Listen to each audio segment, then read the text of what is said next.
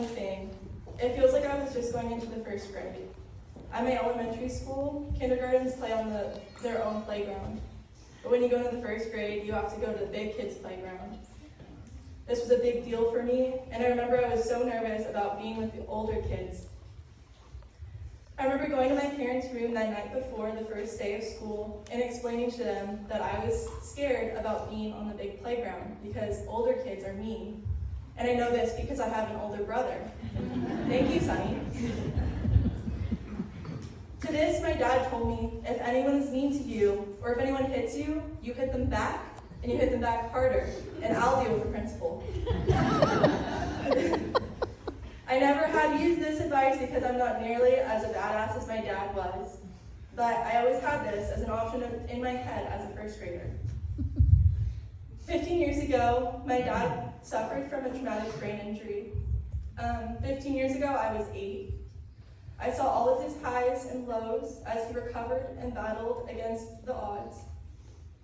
The miracle of my dad's survival has inspired and shaped me into the person who I am today. He has always been my hero. He taught me to never miss the chance to make a difference or learn something new. His actions showed me that life is filled with so many opportunities and setbacks, and yet so little time. As the life of the party, he has ingrained in me to take advantage of the little time we are given. Although young at the age of 8, my outlook on things matured very quickly. And because of my dad, I learned how to put others before myself and to understand with empathy and kindness. He taught me to take matters into my own hands, making me grow to be independent and patient. When I think of my dad, I think of the man who made me laugh until I cried, taught me how to ride a bike, and showed me how to be fearless while also being kind. He taught me to stick up for myself and others and to always hold my head up high. His charisma and big heart has inspired me from a young age. When we were kids, he played with Sonny and I like a big kid himself and taught us how to love life to the fullest. He loved life and the adventures that came with it. His stories and his strength has made me who I am today, and I will forever be grateful for him. The memories I have with my dad are so strong, and I'm so thankful to have them. I'm at peace knowing that he is, but I'm heartbroken that I don't get to see him every day. And I miss him, but I know I'll see him again. I see him in myself, and my mom, and my brother, and I know he is with me, and I know that he will always be with us through the memories and the stories we share. My parents together have really taught my brother and I what it means to be in love. Their vows to love forever have showed us the power of love and the importance of family. We are so grateful to have them as our example of marriage and devotion. They truly exemplify love that lasts a lifetime. Now, I've heard a lot of crazy stories of my dad. You can say my dad was pretty legendary. The stories I hear about him before Sonny and I were born are the ones I love to hear the most. So I thank everyone in advance for sharing the stories that made my dad the legend he is. And I thank you again for coming.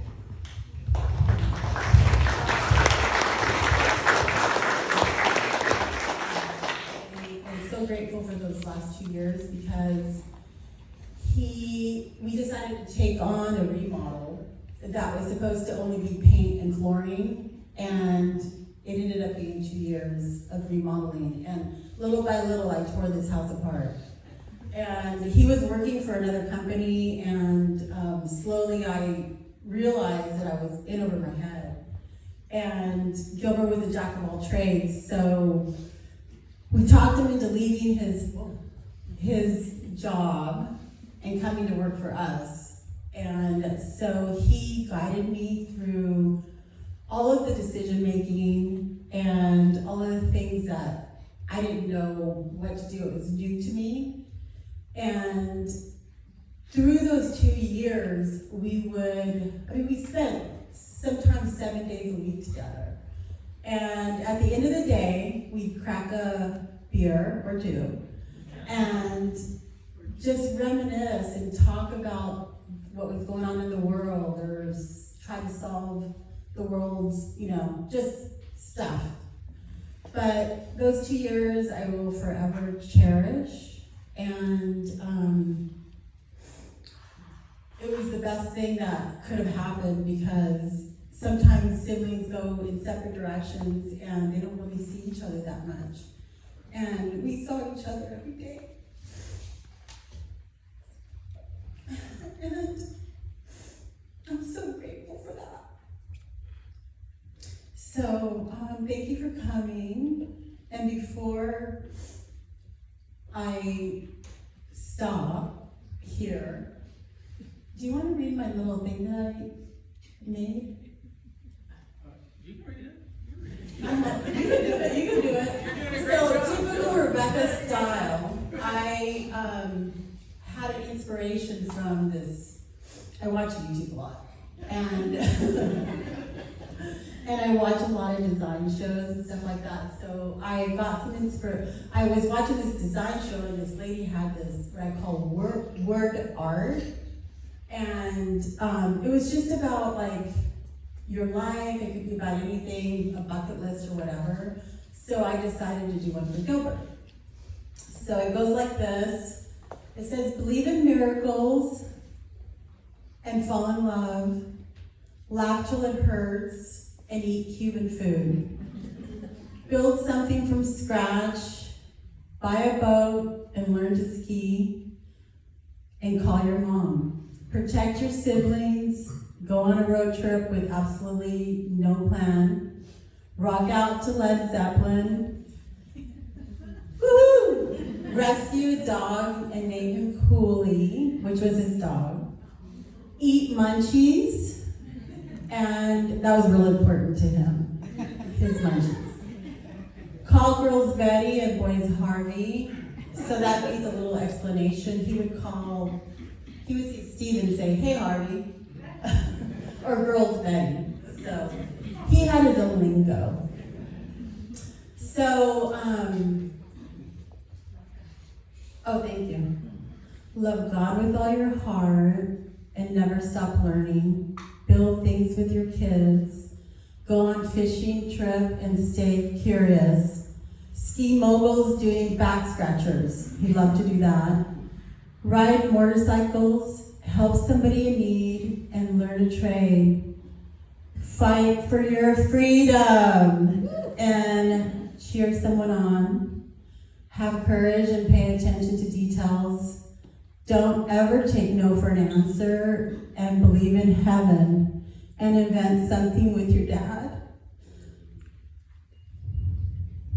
Which he did a lot. Him and my dad were a lot alike. And he did that a lot. Buy lotto tickets, live each day as if it were the last, drink a cold brewski, get married on a boat and float down the river, and believe that this world isn't the end of the story. Until we hug again, Gilbert.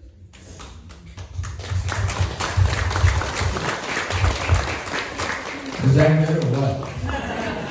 I'm proud of my wife. Good job, honey. That was very good. So, I was also someone that spent a lot of time with Gilbert in the last couple of years before he had his accident. And, Gilbert was a guy that had incredible charisma. That's what I think of when I think of Gilbert. You meet somebody and you immediately just go, I like that guy, He was one of those guys. And he was very sweet, very loving, great brother, great son, great father. And I spent a lot of time with him. And the guy was really incredibly talented. I couldn't figure out how to do something, and I could do that. He could frame, he could do electrical work, he could do tile work, we had this one molding that I called out all these carpenters it was like a really intricate thing. No one wanted to do it. And Gilbert says, oh, I can do that. And 3 days later it was done. It was amazing. The guy was absolutely friggin' amazing. And that's why we have the sign, MacGyver, right? Gilbert was the real life MacGyver. There's nothing he couldn't do. So we spent a lot of time in our house, and we bought this, I remember this fireplace. And I bought this, Rebecca, bought this fireplace, like this freaking monstrosity, I'm like, what the hell are you doing? And they delivered all these pieces of concrete, and how the hell are we gonna put that together? It's like, Gilbert, I can do that. And he built this fireplace, he built a couple of them. And they were, you have to see it to understand what it was. And I'd come home and every day, a little bit more, and he'd brace it and build it. And at the end, it was like gorgeous, unbelievable. And there was a couple of them that he did. And probably the most impressive thing was at my dad's house. He gets a price to install a couple of chandeliers at his house. And the guy comes over and he says, $3,500 to install these. And they were big chandeliers, it's monsters. Gilbert says, I can do that. I said, okay, what do you need? We go to the store, we buy the stuff, and I'm telling you, 5 hours later, these they're huge, they're like this, but bigger, big, heavy. And these things are up, and the most impressive thing was and they were 20 feet up in the air. They're big, tall, big, heavy. And so my dad's like, well, I want to put crown molding in my house. And Gilbert says, I can do that. And so he says, okay, go ahead and do it. And he goes, he buys a crown molding and 20-foot ceilings. And so I'm like, Gilbert, don't you need somebody to help you? And he's like, no, I don't need your help. And so I go, 2 days later, I go in there, and here's all this, I'm looking around, it's like, how the shit did you do that? By himself, big crown molding, 20 feet in the air, and he said, I just put a nail there, and I put it there, and I did this and that. And talk about energy level, this guy was unfriggin' believable. And he had this work belt on, and his hammer, is to one side. And Gilbert, whatever speed you and I walk at, times 3. And he would run through the house, turn in the corners. I'd be going, okay, you're gonna paint up the walls, and the hammer was going like this. And he would turn the corner, I swear, 1/8 inch, he never hit anything. And I'm telling you, Gilbert had so much talent, and he got it from her dad. Her dad would invent things. He was a watchmaker. God gives you gifts, and Gilbert inherited that gift. And he was the limelight of the family. And we're going to really... You're pretty good too. But we're going to miss him, and it's really great. I really appreciate everybody coming out and taking the time to celebrate Gilbert's life. And he was a sweetheart. I was very fortunate to spend, like Rebecca says, a couple of years with him. And, we're going to miss him. I was videotaping here earlier. I was going around saying, there's the MacGyver. And I said, at the end of the video, I said, he was a real MacGyver. And I said, he's still a MacGyver in heaven. Thank you, everybody.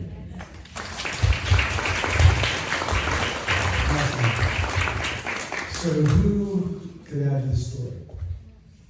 I'll even come to you. Or you come to me. That's probably easier.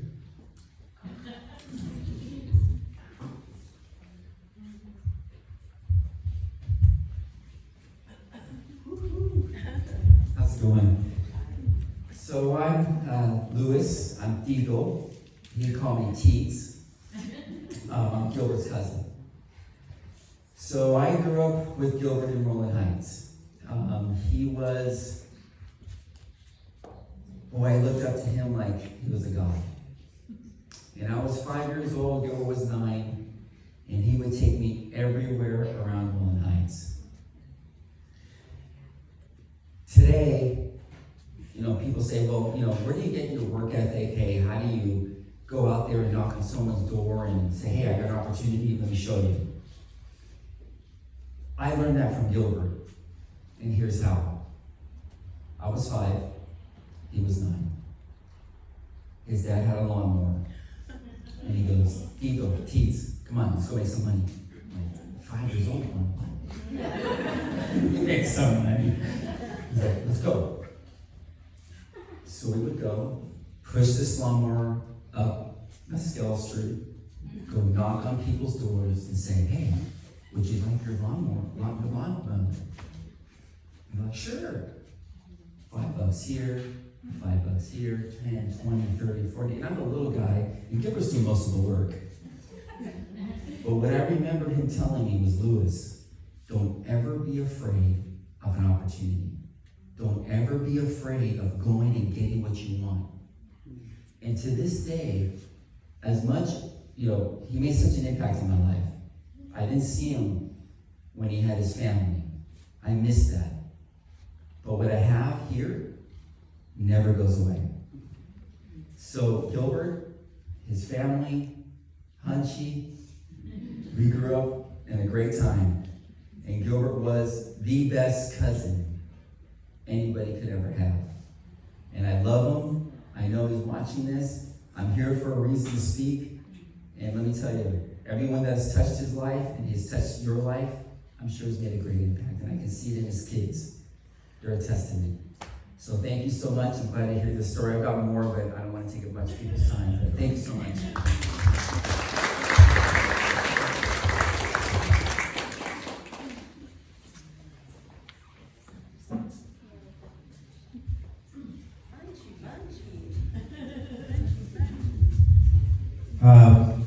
It's been a while since I've seen a lot of people in this room, and one of the things that kind of struck me is what a tribute. I mean, really, a lot of you have not been in his life for 15, 16, 17 years, and we have a gathering, and here everyone comes. Because you remember the Gilbert from 15, 16, 17 years ago. I do. Most of my stories involve drinking, so. But there was one story that actually right before the accident, me, Sonny, Willie, two guys, and Gilbert, we went to a local baseball place, and we started playing baseball. And it was foggy, it was almost a little rainy, and no matter how long I live, I'll always remember that. And yeah, that's my story. But what was that? Oh my God! I started the stories. All right, so there was one time we went to the rivers, and I was hammered. And we woke up the next day. Before I even woke up, he was already boom, boom, boom, boom. This guy's a fucking animal. And most of my stories I can't remember very well. But as you all know, I mean, I'm sure a lot of people in this room is part of Gilbert. You know his capacity to drink is amazing. But I wanted to drink with something sweet though. So that's my memory of Gilbert. You'll be missed, of course, but it's good to see everyone, and it's good that everyone came back to tell your stories, if you want to.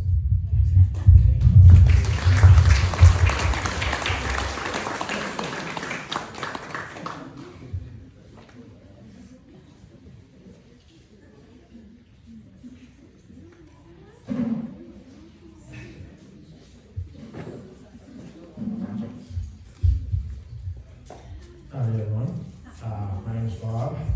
I'm married to Jacqueline, who's hiding in anticipatory shame.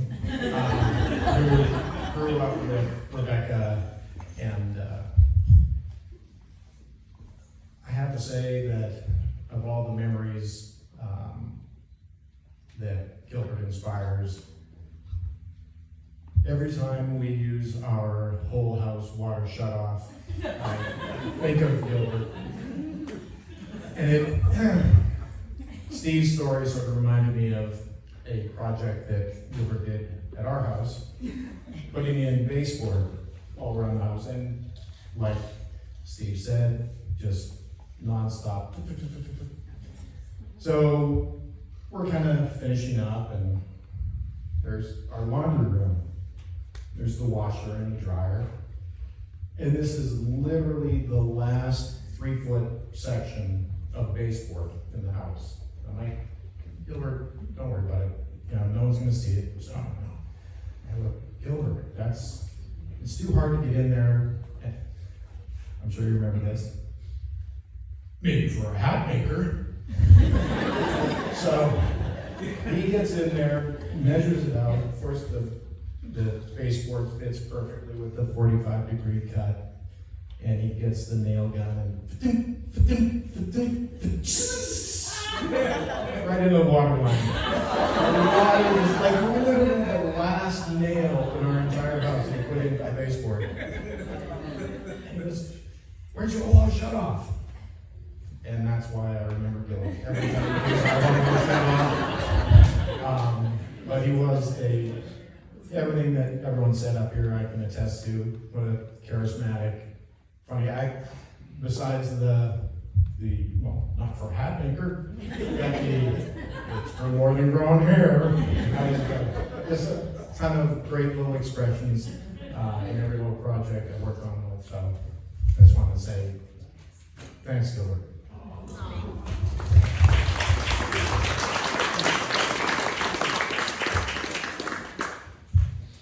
What you could do is help me out and some of the people around you with painting a picture with words.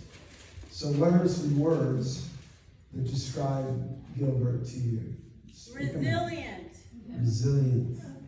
Speak it out loud. Hilarious. Humble. Adventurous. Engineer. He was a badass. Funny you tell that playground story because when I was in first grade, I think my cousin Marty, your dad were best friends. And I won a marble off a bigger kid, and he came over and he socked me in the snow. My cousin and your dad took off after that guy. It was unbelievable. Everybody knew the guy screamed so loud. That's good. But he was a badass. Yeah, it was. I've got one. I've got one. Okay. Hello, I'm Shelley. Shelley Farming from Rolling Heights. I remember one time we were about 20 years old. I think we were in Gilbert's Blazer, right? Isn't it a Chevy Yeah. Blazer? White, roll bar White, and was it stuff? white and blue? Yeah. And it was Gilbert driving in his board shorts with a Bud Light between his legs. And Ronnie Macalusa was in the passenger seat. And me and Michelle were in the back with Wee Bartz in the middle. Wee Bartz, who remembers William Bartz? Okay. So my dad suckers these guys in to go to the ranch in Kennedy Meadows that we own to put a new roof on the house. Okay, bring all these guys up, give them some free beer and stuff, they'll do it, right? So we all, yeah, we'll go, just want to go away. So I'm going past Friday afternoon, traffic's backed up, signal alert or something. And you know when it goes up real high and then coming back's real low, and there's like a big slope between the two? Well, we're in the back and we're all, woo, and we're going away. Well, as soon as that little, I don't remember, as soon as that railguard stopped, Gilbert looks back and goes, hold on, girls. And we cut down that embankment, or we're going on the side, we're bouncing around, and we're holding on. And Wee Bartz is in the middle, and he's got the pier in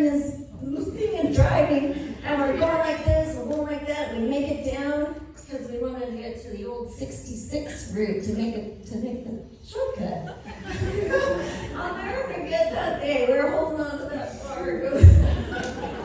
That's all I got. It was just a